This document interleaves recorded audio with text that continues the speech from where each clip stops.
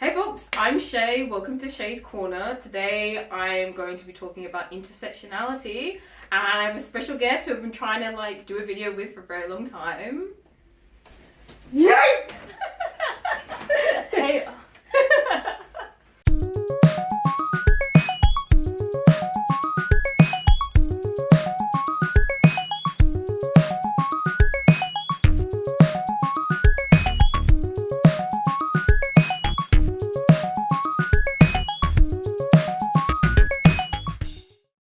Hi, my name's Shay. I'm non-binary, queer trans person of colour. I use they, them pronouns.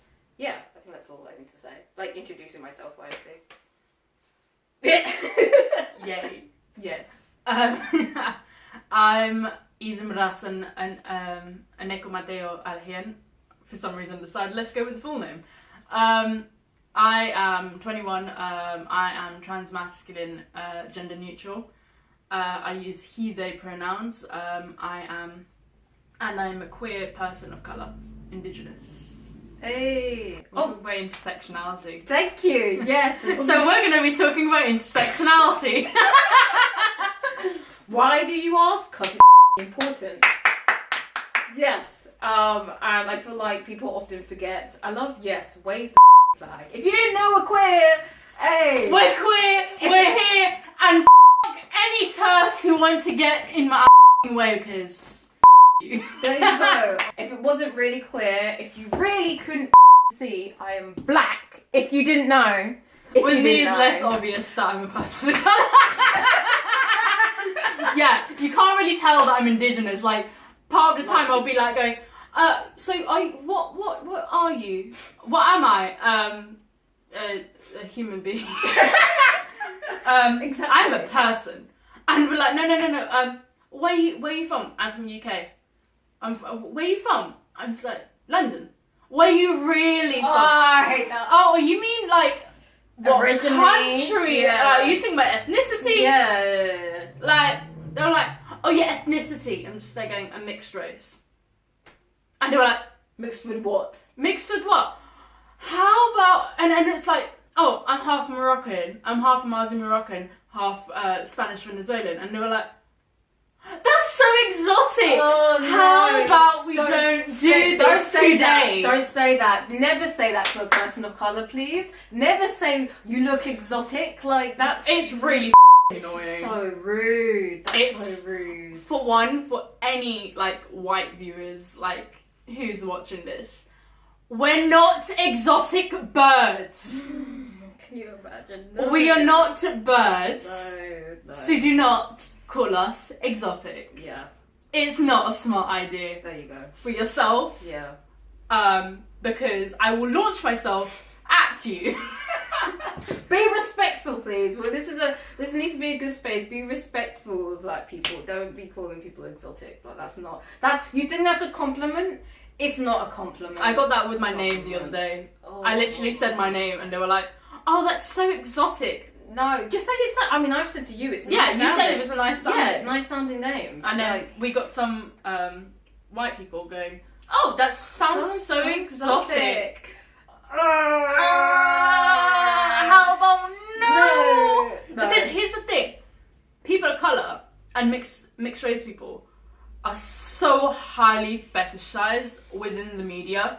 Back onto the topic of intersectionality. Exactly. Hey, you can roll in, culture, community, intersectionality. But intersectionality, that's the thing with intersectionality. It's it contains so much because one, we talk also about the different type, our own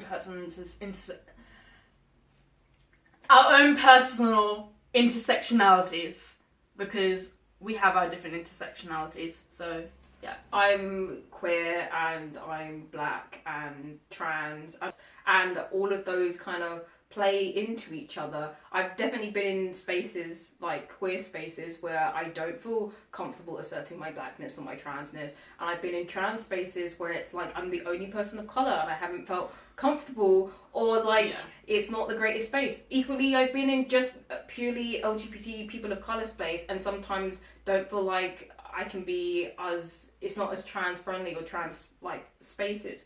So people always think, oh, you're just one thing. You're definitely not one thing. And also everything, all your intersections, when you're more than one minority, when you're more than one thing. So like me being black or queer or black and trans or whatever, it runs into different things, and you still bring those parts of yourself to different spaces. And navigating that is very difficult because not everyone is knowledgeable, not everyone is accepting, not everyone is respectful as they probably should and supposed to be.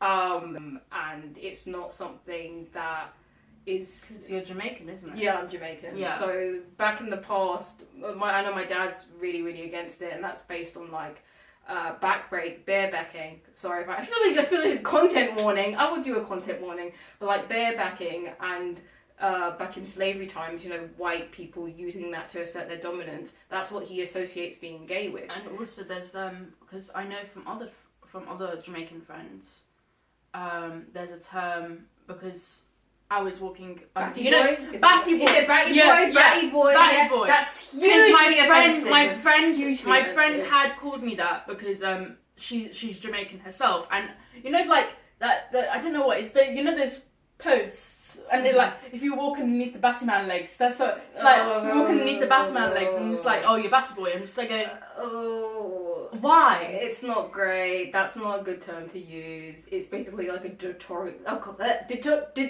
Derogatory. Yeah, derogatory term to gay people, basically. It's like something, Educating people. Yeah, exactly. It's something to be aware of, and like making sure people don't use hateful or wrongful language, or like, especially if you don't know about it, because I didn't even know about it until my brother was getting called it, or like, you know, people were kind of throwing it in, my friends, and I was like, oh, what actually is that? And heard about it, and I was like, this is something we're not saying anymore. Let's not, please. Like, yeah, that's crazy. I obviously you have a different experience because you're like hard of hearing and is, oh my god, Indigenous. I have trouble saying that. I apologize. it's okay. No, it is a difficult word to pronounce sometimes. So yeah, as Shay was saying, obviously I'm trans, I'm queer, I'm deaf, so I can't hear at all from this ear, and I have a bit of hearing loss in this ear as well. I'm supposed to be wearing hearing aids, but they're annoying. But I'm also Indigenous, so mixed race. I'm half, as I said earlier, Amazigh Moroccan, which is indigenous. See? Hey! I thought the only one is Okay. cool, and you're actually, you know, it's there you go. Indigenous. There you go. North Africans, but we're most well known by the name that Amazigh people don't really like being called, which is Berber. But that's what we're mostly known by, and everyone has an image of Moroccan Berbers and Amazigh people. How has your experience been, like, I think you might have had, maybe this is my just outwardly, I feel like you've had probably more positive, I feel like you've had more positive experiences, but how is, like... I've had one positive experience. Okay. That was at Black Pride. Okay. I've had one positive experience being Amazigh and being trans and queer. Is that when I was at Pride, I was with my partner and I was with a group of friends, and I had my markings earlier on in the day, which is the traditional tribal markings. We have tribal facial markings, which are normally hand tapped, but obviously I feel like I could put, because you had it on your Instagram, right? I will I put have, a like, picture here of with their his amazing markings, and like, yeah, because I thought it was so cool. That's why I wanted to know more about your culture as well. And but it had wiped off by then because it was eyeliner that I drew it on with, and I did not find a way to... And it was hot as heck as well. It was boiling that day. Oh, it was fucking hot. But in the middle of a Beyonce performance... Oh my god, yes! Going on, that a was Beyonce great. drag performance Black going Pride on. was amazing. It was amazing. Oh, it was great. It was fucking great. Middle of that, I literally it just happened to be that I turned my head a bit, and I saw someone, this tall guy. He had Amazigh markings on, and I literally was there going,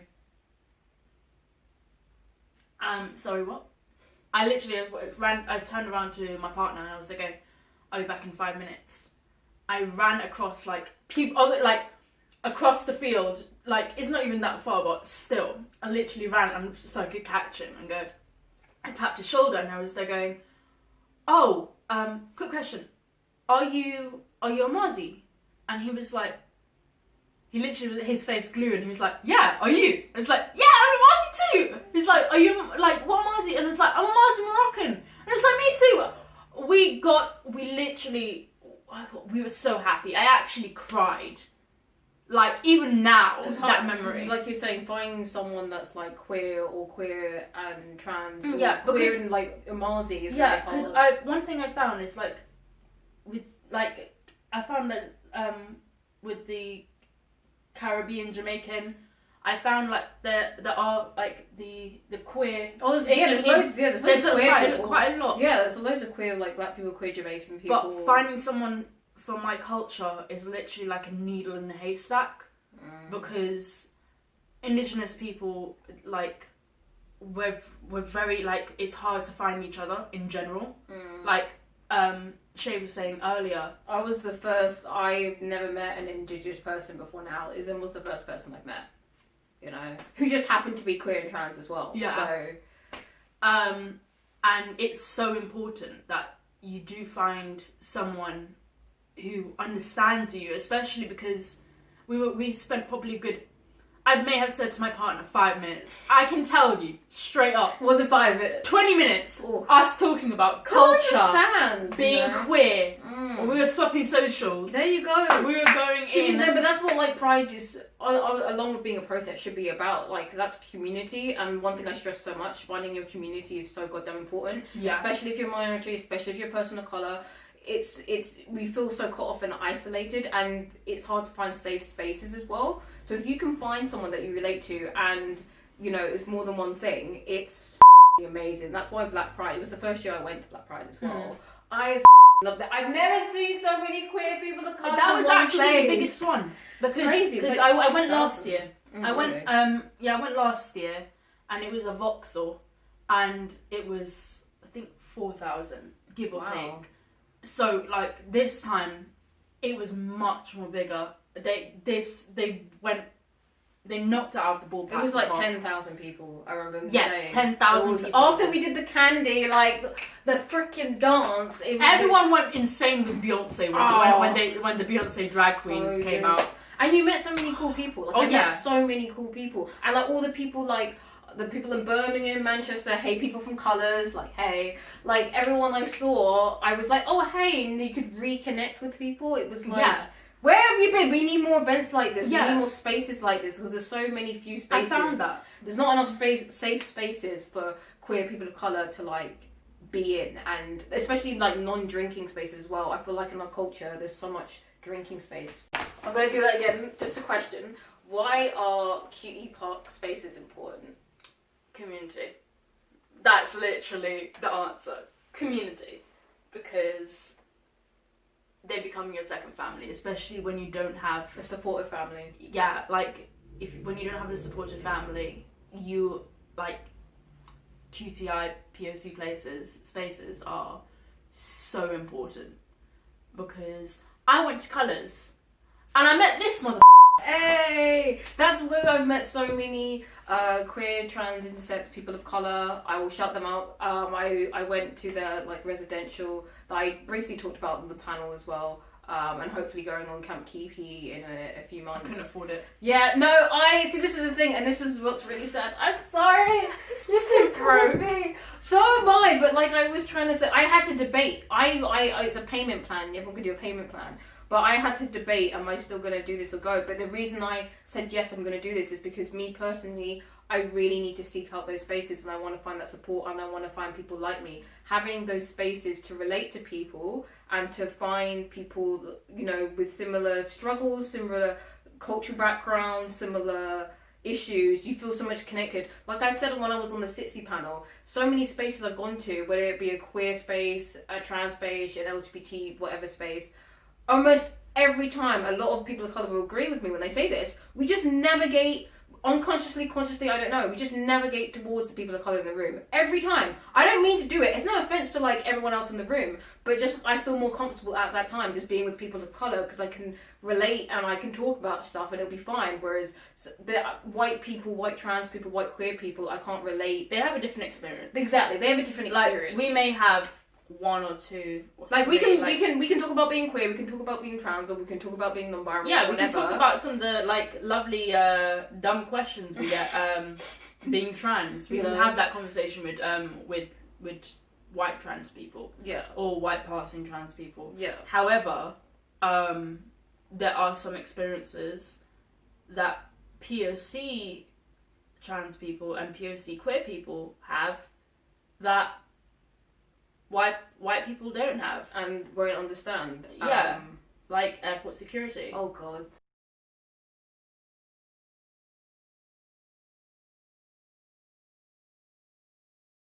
Talking about people of colour and queer spaces for people of colour. Trans pride.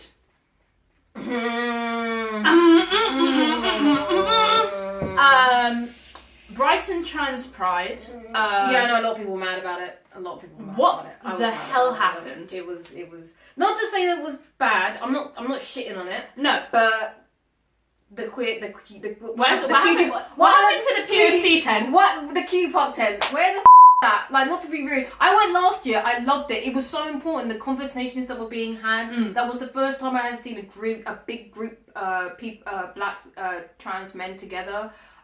First time I saw a queer trans Muslim. First time I met a queer trans Muslim. I think Sabah Chowdhury, who I love now, and we talk to anyway. Like, that was the first time I had been in a room like that, and there were actively people talking. And you obviously that's what another thing about Trans Pride Brighton. It felt so white.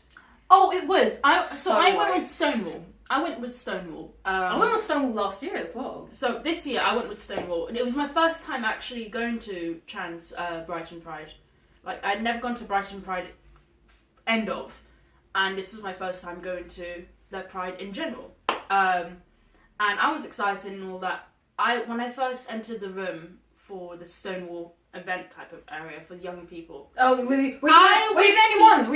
I walked in the first year. I kid you not. I was the only person of colour out of everyone. They had taken in the beginning. They had taken everyone around the UK for Trans Pride Brighton, and last year I was the only person of colour. I felt horrible. They smiled once they saw me because they were like, "Oh my god, yes, our token black person." Maybe they didn't feel. Oh, we all know there's always a token person of colour, token black person. And I just felt so uncomfortable. I barely moved. To be honest, I kind of left Stonewall. Nothing to Stonewall, but I left them like halfway through the day and just found my mate that I hung out with because I felt so uncomfortable. No, this year, but when I first entered the room, for a good probably 25 minutes, I was the only person of colour in the room, and I was like going, yeah. I was in most spaces. But I'm able to, but like most people of colour, we're able to. What's the code switch? Code switch. We're able to code switch. Well, you've explained for the viewers what code switching is if they don't understand what code switching is. Code switching is so say when I'm with Shay, I'm my most natural self. Natural shelf? Yes, I am a shelf. Oh, I'm my most natural self because we're close. We both understand each other and all that. Similar experience. We have similar experience with people of colour. But then I go into white spaces sometimes, even though yes, I am light skinned, and then I go into white spaces and they're going, like, I know how to change the way I speak. I go from how I speak now, which is like pretty relaxed, pretty chill, to people have like their white voice, the Caucasian voice. Wait, you know the phone voice? Oh, I mean everyone has a phone voice though. No, but the thing is, you use the phone voice for when you're code switching with white people a lot of the time, unless like they're your friends, Yeah. like close friends. Yeah, I feel like if you're with people that you know you're gonna be comfortable around or whatever, then that's not an issue. Yeah. Like it's fine. But, like like, other people, it's like when in you're white meeting your mate, spaces. you're like, oh yeah, man, let's Yeah, come yeah, on. yeah. And then when you go to like another space, you're like, oh yeah, hi. Hi. Yeah. Like hi, how are you? My name is Izém, nice to meet you, because I shorten my name. Because people can't pronounce it, or like, Yeah. I've had that, especially even with Shay, but like beforehand, my other name, people did not grasp My at all. my birth name was a lot of issues as well, because I'm for me, because I know with certain trans people, do not ask them for their dead name. I think that's a given. If people didn't know that, I know a lot of people watching. I've got a lot of cis friends and a lot of people that don't really engage as much with the queer community, so they won't understand certain terms. But definitely, a trans person's dead name or birth name is the not the actual name. First off, it was something they were assigned with at birth that they didn't have a choice in. Their parents named them. Whatever they tell you their name is what their name is. And then you should forget, if you've known them with the other name, forget the other name. It's whatever they're telling you the name is, that is their name. Be respectful, excuse my language. I can swear. Excuse my language, whatever. Bleep. Yeah, bleep. Call them by what they want to be called. End of. End of. Yeah, but Like just a little disclaimer. People don't know.